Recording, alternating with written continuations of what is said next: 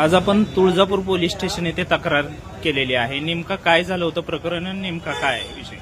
आज आम्ही शनिवार 14 तारीख आज मी हॉटेल बंद ठेवलं आज शनिवारी, कारण ती आपले जे इमानग्रस्त झालं त्याच्या ते 270 जे लोक मेलेले एक आपल्याला रात्री कळाल्यामुळे मी आज हॉटेल बंद ठेवलं त्या कारणामुळं.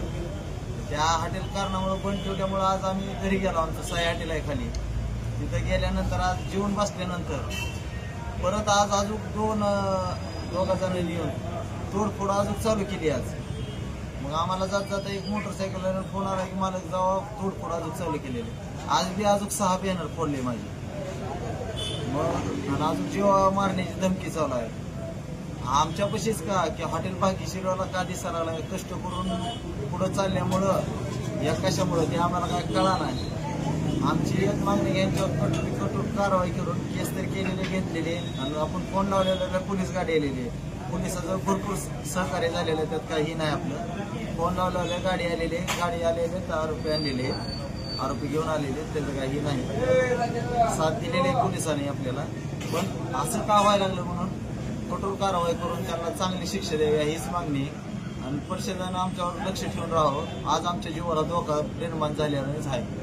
अंदाजे नुकसान किती रुपयाचं झालेलं आहे? आज 20,000 रुपयाचं नुकसान झालेलं आहे. दुसरी घटना आठवड्याची. आपल्याच हॉटेलला टार्गेट का केलं जात आहे? तीच म्हणतो मी, हॉटेल भाग्यश्रीला टार्गेट काय केलं जातं तीच कळा नाही मला. आम्ही नवरा करून आज खायला लागलो. चोऱ्या करून तर खात नाव आज आज कष्ट करून खातो आम्ही भरपूर. आज सकाळी 6 वाजता उठतो, 10 वाजता हॉटेल बंद केलं तरी आम्हाला सगळं ब्रेकडाऊन गोळा करून घरी जायला 1 वाजते. तेव्हा जेवतो आम्ही एक टाइम. तरी इतकं कष्ट करून सगळे सोडून आमच्यावरच फक्त अत्याचार काम म्हणून आम्ही प्रशासनाला लई म्हणलेला मी गेल्या बरेच म्हणलं तर आपलाही म्हणला. त्याच्यावर कठोर कारवाई करून जरा प्रशासनानं आमच्यावर लक्ष द्यावं हीच आमची मागणी आहे. आरोपी कोण आहे ते काय आहेत याबाबत काय माहिती?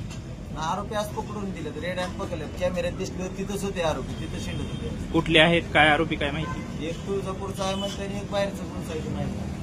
अच्छा.